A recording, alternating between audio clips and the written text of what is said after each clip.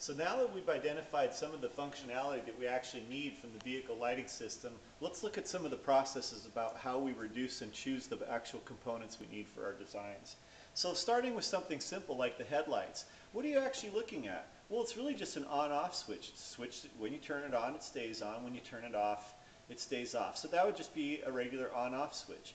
You want to make sure that it can handle the voltage and the amperage that you plan to put through it, but also because we're distributed development and distributed open source manufacturing, we try to choose switches that are generally and widely available as opposed to a highly specialized and proprietary switch such as you might find for a very specific car.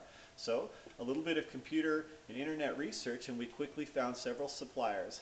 And in this case we have some components right here. So this switch here could be used as a headlight switch. It's just a toggle switch so that when you turn it on, it stays on. When you turn it off, it stays off. Pretty simple. And in this case, we got an illuminated one that way you have some indication inside the car. These can also be used for the turn signals because you'll just turn it on and turn it off and it will indicate to you in the car what's actually going on so you're not one of those people just driving down the freeway with your signal on. Now, with that circuit, with the signal circuit, there's an additional functionality. You need the circuit to flash on and off.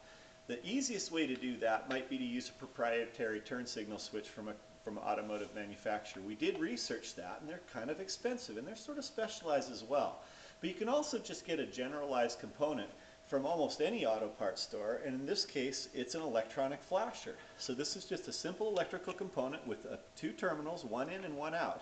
If you pass current through this flasher, it's going to turn on and turn off. It's going to create the blinking flashing. It also provides an audio signal. It makes the clicking sound that you hear when you turn your signals on that lets you know that that's turned on.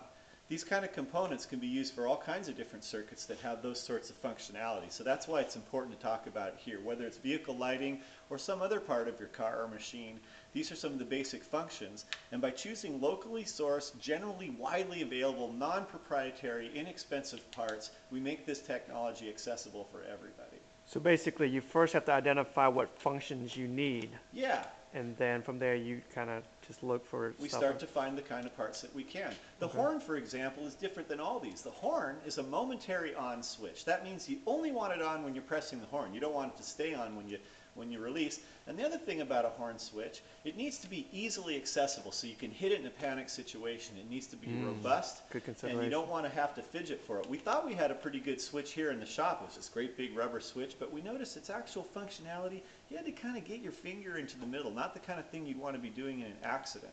Right. Again, these switches were available from a local electronics store. They'll work fine as momentary on switches for the horns. All right. Thanks, Doc. You're welcome.